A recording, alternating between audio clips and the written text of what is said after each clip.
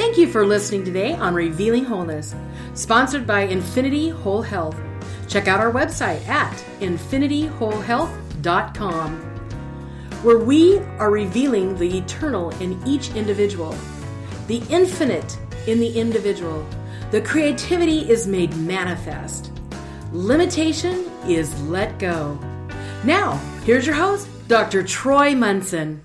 It's improving your cholesterol scores naturally. In order to understand why we would do the things we would do to help cholesterol, I think it is vitally important that we understand what cholesterol does in our body. And so here's a list of little things that cholesterol does, just the tiny things. Cell building, cell flexibility, cell markers, hormones, healing and repairing wounds, brain, nerve conduction in the brain, nerve conduction outside of the brain, vitamin D production, cleaning the blood with bile so that you can lubricate your gut and poop. It also is skin health and skin strength. So let's go through those things just a little bit. So if you're like, that's what cholesterol does? Yeah. So why would they try to vilify cholesterol and say that it's bad? I don't know. I have no idea. But they don't think necessarily about cholesterol very well when they started telling all of us these things that cholesterol is bad. And ultimately, if we think about it, the tests that we see or the scientific papers that we read on trying to reduce cholesterol, what does it do? Well, I'm just reading here that the scientific data out there says, okay, if we reduce cholesterol, we now increase or trade it for things like cancer. We trade it for stroke, for lung disease. We trade it for alcoholism and suicide. So, okay, so maybe we don't want to alter cholesterol. Maybe you're out there and you're thinking, but my cholesterol is still really high. My doctor's freaking me out. Or maybe you've been on cholesterol medication for a long time and you just don't feel good and you're like, this is not an answer for me. I would like to do something naturally. Or maybe you're allergic to cholesterol medication and you realize I've got to do something, but I don't know what else to do. And so if you're anywhere in there, or maybe you got a friend or relative that's got cholesterol issues and they're freaking out, this is maybe a video to point them to say, okay, let's revamp what we think cholesterol really does in the human body. So cholesterol, all of our cells are wrapped in a fatty membrane called our cell membrane. And off that membrane, there's a little, marker that says Troy Munson cell, and if you're out there, it's your cholesterol is now different than mine sticking off all of my cells because it marks your cells as you and not your neighbor or somebody else. So my markers look unique to me. Your markers look unique to you. And so it's important that we have cholesterol because cholesterol is the basis of that. Even just that simple cell communication. Hey, look, don't attack me, immune system. I'm of the system. I'm not harmful. And so the immune systems move on. But if the immune system finds one of your cells in my body, it attacks it because what are you doing? You're not Troy Munson. And so that's part of cholesterol. So cell flexibility, those membranes are actually flexible and movable. And that is cholesterol driven because those are fats. Even though cholesterol is not a fat, it's a sterol, it's a steroid, but it's still integral within fats and the fat system themselves. Now, cell markers we've talked about, but rebuilding and repairing cells is so vital that cholesterol is there because cholesterol is part of at least part of our hormone system. It's not all of our hormones, but a lot of our sex hormones that are integral in repair and replication and doing things like DHEA. We have cholesterol at the top. From cholesterol, we make DHEA. DHEA can split and we can make pregnenolone, progesterone, estrogen, and cortisol. And we're going to make testosterone, estrogen over here from DHEA as well. And so we've got all these hormones that we're using and they're cholesterol based. And we're going to take a cholesterol drug to decrease our sex hormones? I don't know about you, but that doesn't sound like a real good strategy. And so we'd like to do things a little bit differently. For the brain, our brain is tremendously fat driven, and cholesterol is part of that system as well. All of our nerves that conduct the nerve impulse that I can wiggle my fingers, that's cholesterol driven too. The cells are surrounded by a fat membrane that transmit that impulse faster. And so we need cholesterol just to even use our nerves. It's so important. Next is lubricating the gut. One of our favorite things is to get rid of debris out of our body and poop.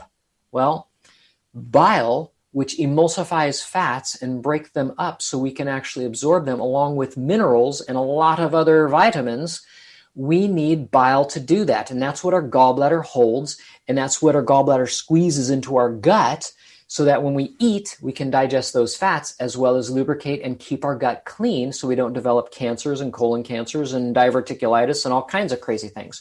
So if you think about cholesterol not being important and that you want to be against it with a drug, I hope just the first part of this message turn the tide in your mind and you start to rethink what cholesterol really is doing.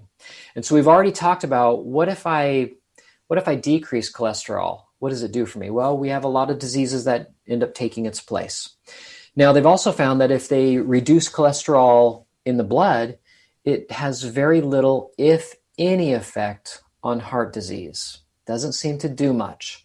And so I'm going to cover in a follow-up podcast to this that talks about what does my lipid panel numbers mean? What should my cholesterol roughly be? What does it mean to go high or low? What is HDL supposed to be? What are triglycerides supposed to be? What are LDLs supposed to be? Now, in those 4 numbers on that lipid panel, there is actually one of those that is a great indicator of heart problems.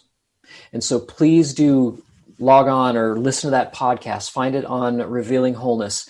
And please listen to that, because I hope it's a wake-up call to you there. But it's a big topic that I don't want to cover here. So please catch that. So now that we know what it does, what do we do to regulate it or lower it? So cholesterol values that are too low are not good either. And most people, if you ask them on the street, hey, what do you want for your cholesterol number? You might find a fair number of them said 0. Please don't. So we need cholesterol, and we need to be in a good range. About 180 to 200 is probably ideal. It means your body's probably functioning pretty well. But as cholesterol goes up, it usually means that I need a bit more hormones. I'm under some stress. I've got some food allergies that I'm trying to handle. And so those are all conditions that cholesterol will elevate. So what then should we do? Well, number one, if we know that stress elevates cholesterol, then we need to do some stress modification. So they studied high stress people like race car drivers. They're driving a car at the edge of the car's ability. They're breakneck speeds, and they're now responsible for not only their vehicle, which becomes a projectile if they don't drive it well, but they've got all these people that they probably know and appreciate and like, their friends, their colleagues, their other race car drivers, that they're running the risk of actually killing them too if they don't do their job and well. And so for 2-3 hours, they're driving and incredible stress and trying to, constantly monitor everything that's happening in the car, outside of the car, everything. And I mean, wouldn't we expect their cholesterol then to be elevated at the end of the race? And that's exactly what they found, that they're under high amounts of stress and that their cholesterol is elevated for not a day, not a week, but a month after a race. So, wow, okay. So what if inside here, I continuously feel like I'm under stress, like I'm putting way too much on myself. I'm constantly under fear. I constantly feel like I'm being attacked. I feel like I'm running from a tiger all the time. Is that a healthy place to be? And are we going to see low cholesterol values in that kind of a situation? No, why would we? So these are little things when we start realizing that, okay, maybe I just got in a bad accident. Whoa, your cholesterol level's elevated. Well, I'm repairing as fast as I can all these cells that have been damaged in my body from an accident. Oh, well, maybe we'll just wait and see how your cholesterol numbers are in a couple months. Wise move. Let's say they're still elevated. How do you feel? Well, I'm feeling like I've healed pretty good from that. Maybe I have some residual stress that just hasn't lowered yet. Could be. But maybe you have some allergies. Maybe you have other things happening in your body. So beginning to handle some thoughts in here, if you don't have injuries, accidents, and allergies that you're aware of, if your cholesterol is elevated, I'm going to say that you're probably under some stress, or that you're doing damage to cells in a way that we don't know yet, and that's why it's elevating. If your triglycerides are in normal, by the way, and cholesterol is high, I can more so guarantee that you're probably having some allergy issues. And so if you have allergies, do you need to be on a cholesterol medication? It doesn't seem like it.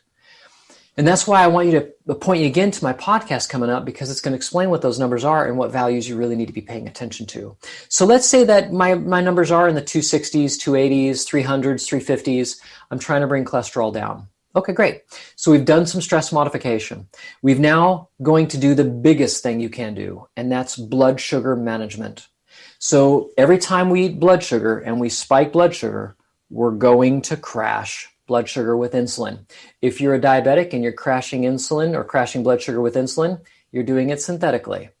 If your blood sugars are not really going that well, your cells may simply be insulin resistant, and now we have issues that the sugar can't even get into the cells. Even though your blood sugar is still elevated, you're still under stress in a different way because of blood sugar mismanagement. So as we manage blood sugar, every time we do this to blood sugar and we crash it with insulin, we have to remobilize blood sugar to bring it back up to normal with a stress hormone called cortisol. Now, first and foremost, I want to tell you, cortisol is not bad. Cortisol is very important to our body, just like cholesterol is. And I know some commercials on the television tend to vilify cortisol as a stress hormone, and this is bad for us. Well, yes, but that should be clues to us that saying, hey, we really need to modify stress inside my mind, but I also need to figure out how to not have stress within my body. And this with blood sugar is very stressful to the human body. Not to your mind so much, but to blood sugar, because spiking blood sugar, crashing blood sugar with insulin, remobilizing cortisol to get blood sugar back up now has something to happen. What happens is our hormone system says, okay, Troy, if you're going to spike blood sugar and you're going to crash it, and it's a famine state now, I feel like we don't have enough food because we crashed blood sugar. I don't want you having any children because you can't even feed you, so I'm going to shortchange and suppress my testosterone production and give all of it over to cortisol production and go up. What does cortisol do? Makes fat on my body, messes up digestion, messes up my brain. I mean, it just does everything we don't want it to do. Makes my arteries constricted, so now I get high blood pressure. Cortisol is not fun. And this is all from blood sugar mismanagement. You mean I'm going to drive down my testosterone if I don't eat right? Absolutely, you are. Is that why I need tea now? I've got low T. Well, yes, but you don't need tea. You need to make tea. In order to make tea, you have to actually start managing stress in your body, not only here, but blood sugar-wise here. So we need you to start doing less grains, less sugar. I have written so many podcasts and spoken so many podcasts and videos on blood sugar management. I would hope by now, if you've seen a few of them or listened to a few of my podcasts, you're like, hey, is that blood sugar management kind of important? Yes, it is. Go for it.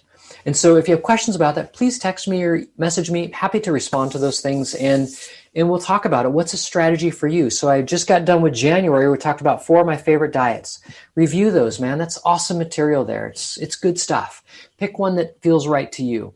Sometimes you'll switch through a couple of them. That's fine. That's called growth, man. Be in your body and be aware of what it needs to do, not just unconscious of what it's doing.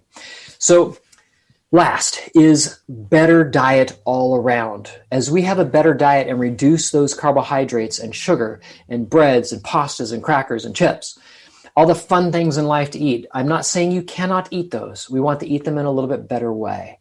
But as we reduce all that stuff, we reduce inflammation in the body. When we reduce inflammation in the body, cells don't swell. That's stressful to cells, by the way, to swell. The more sugar we put in, the more they try to help by trying to get the sugar into the cells. But all they do is end up swelling and dying or bursting. Now we lead to infections. Now it leads to other cell death. It just makes the whole system muddy. And this is not a healthy place to live. And now we have more stress and more cholesterol going up, which we take a drug for because we think a drug is the answer. It isn't. It's called really managing our life really, really well. It's okay to enjoy those foods that